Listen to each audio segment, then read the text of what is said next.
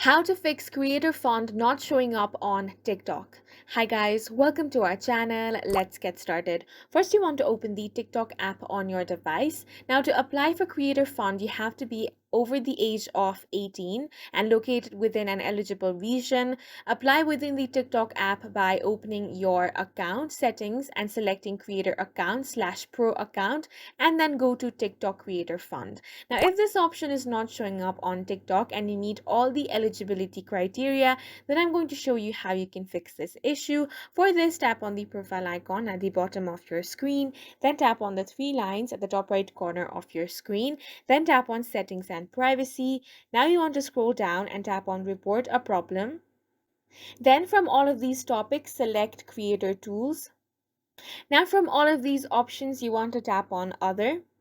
Now you simply want to describe your issue saying a creative fund is not showing up on your account even though you match all the criteria.